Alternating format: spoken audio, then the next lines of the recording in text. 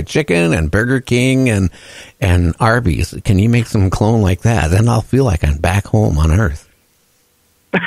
Yeah, home sweet home. Yeah, and how about the ones that have been up there for like some of them Russian ones, weren't they up there like 6 months or a year at a time? Oh yeah. I mean, you imagine being up there that long? Wow. The first step when you got home, you probably couldn't even hardly walk, I would think, on Earth. Geez. Yeah, it takes them a couple weeks to be able, to start walking. And, another thing I find that this one school is trying to get a jump start on young kids to be doctors. So what they do is give them, a doll, and they practice doing face plants, transfers, face transplants on these dolls. Oh. Now, I think that could have a bad effect. What happens if you have a child in there that's not quite right? And he's starting to enjoy doing these face transplants on these dolls.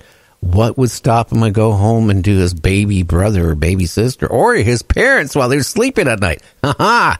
I'm going to take my dad's face off and put it on my mom and put my mom's face on my dad. Could you imagine? It could have a lot of drawbacks.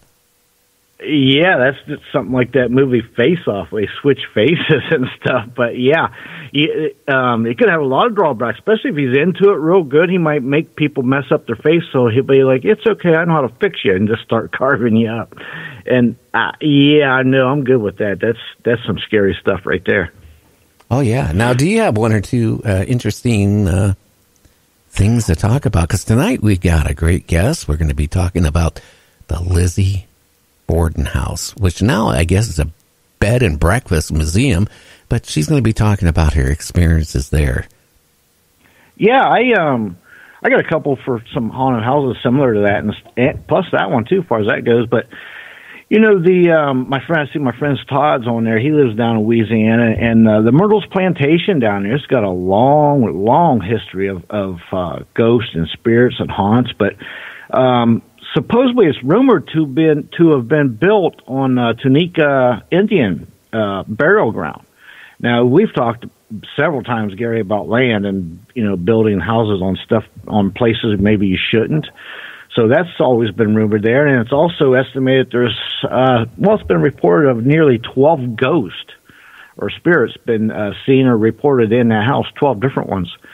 Now, there's also rumored to have been up to 12 different murders in that house, even though only one can be confirmed, and that was one of the house owners, and he answered the door, and somebody had shot him.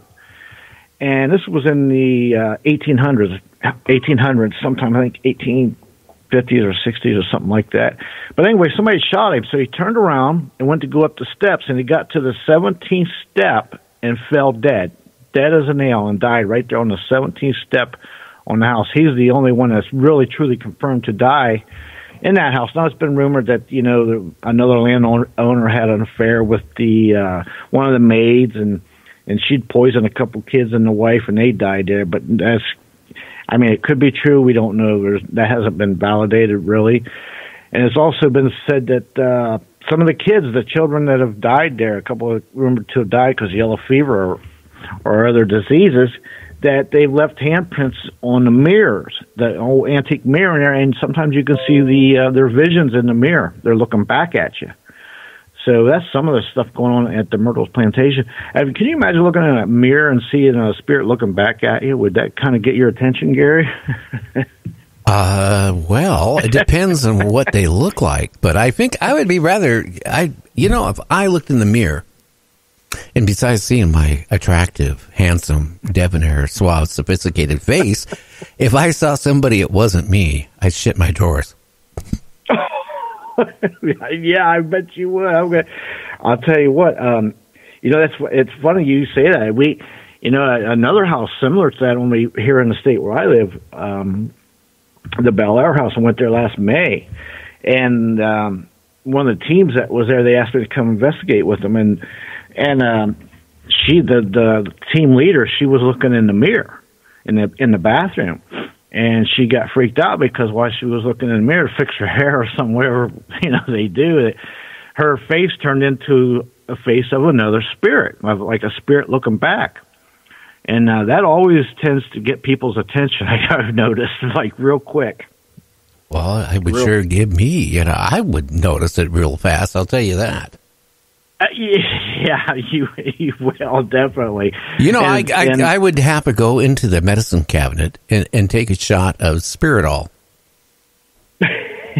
Would you? Guarantee to get rid of any evil spirits. Yeah, fight spirits with spirits, right? There you go. That's a good way to do it. It's called Spiridol. You can buy it at Warhogs. That's right. That's where Harry got it. I forgot about that. Oh, I'm sorry. I know you're full of information today. No, you were going to say I'm full of what, and you're probably right. I didn't say it. I got Depends on my mouth. Anyway. No, you got Depends on your jeans. Yeah, that's right. Another house similar to these, it's got a long history, and I know you've heard of this one, the Winchester Mansion. Oh, yeah. Oh, my goodness, that one there. When her husband died, I think it was of tuberculosis, she inherited roughly what is equal to today of $500 million with a B dollars. That's a lot of money, and plus she inherited half of the the rifle business, and that was probably $500,000 a year just on that making. But anyway, she a medium had told her to appease these spirits that all these guns, Winchester rifles, had killed, the Indians and cowboys and all these other people. We're talking hundreds and thousands of people that it was known as the gun that conquered the West. So what's that tell you? So in order for her to appease these, they told her to go out west, build a house, and never quit building, always keep building. And that's what she did from 1884, Gary, to 1922 when she died. It was continuous building or adding on something nonstop. And that house is so huge, 7 stories, and I think it takes up almost 4.5 acres also. But there's ungodly number of bedrooms, and I think there's roughly 161 rooms, 40 bedrooms, 2 ballrooms, 47 fireplaces, 10,000 panes of glass, 17 chimneys, and it goes on and on. So it just tells you how much building it was there, and that was to confuse or appease the spirits. Oh, what? Somebody also knew how to extort money from her. I also read that a lot of the rooms they weren't even rooms. They were doors that went to nowhere. They were rooms that were literally, just crazily, slapped together. Like, you know what? There wasn't anybody, architect that designed anything. They just kept adding and adding, and it was crazy. It was crazy. I've seen a little documentary on it where they walk through some of the house. One of the doors, now listen, this is a house you don't want to be walking around in if you're drunk or intoxicated, because one of the doors, you open it up. Yeah, you're right. You open the door up, and it's probably 25, 30-foot drop straight down. You think you're going into a room, but it's the outside of the house. It looks, you just drop. There's stairways that go to nowhere. It's just bizarre. Yeah, crazy, but you know what? It kept her happy. It did. You know what? From 1884 to 1922, so it must have did what it was supposed to do, I guess. But I think you're right. I think they kind of took advantage of her vulnerable state and extorted money from her, like you said. Yeah, whoever did all the building. You know what? I think I'm going to move to Florida because you know what? You can get free ham in Florida. Can you? Seriously, a 15-pound ham came crashing through a roof in a Florida home, and nobody has an answer how it got there. The FAA, the local police, the state police, nobody knows. But a 15-pound ham, just dropped right in. Well, my theory on something like that had to come from a commercial airline. Now, they're probably not going to admit it because they're saying they're liable, but I mean, what could be the other plausible explanation? Somebody's got a catapult down the street. I mean, it's just, you got to think about these things, you know. Or maybe it just came in from another portal, another universe, and just, you know, boom, hadn't been in the way. Well, maybe it was a full-size pig, and after the aliens got done with it, it turned out only to be a hunk of meat the size of a ham, and they tossed it out of their portal, and it came crashing down, you know, to the living room of their house. You know, there's a woman that went to her eye doctor complaining that her eyes are always sore and swollen and hurt, and everything's blurry. Well, the eye doctor removed 27 pairs of contact lenses that was on her eye. What the? That's impossible to even get that many. What you mean they were stacked up on top of each other? 27 pairs. Wow, that's like that. You would think that would be sticking out like a quarter of an inch or something. It would. Well, they got their ultra thin ones, you know, that are, you know, they're the type of that, you know, that they're disposable. And maybe she didn't, anybody explain to her that once you know, maybe she thought they were disposable, they they broke down and she didn't have to take them out, and she just would, you know, a week later put another one in. But 27 pairs. 27 pairs. I don't even know how she could see to go to the bathroom. I mean, how could you walk or drive or do anything? That's like putting on 27 pairs of glasses. I know this blows my mind, because not only the fact that the totality thickness of them sticking out like ray beams, how could you see through all of them is a very good point. And you would think it would give her headaches or something. I mean, I wonder what was the defining moment when she says, you know what, I got to go to the eye doctor. Well, the 27th pair, I guess. Well, maybe she was the real Bugs with her eyes. You know that? Do you remember the old gangster Bugs? Maybe she's just taking his place. You know what?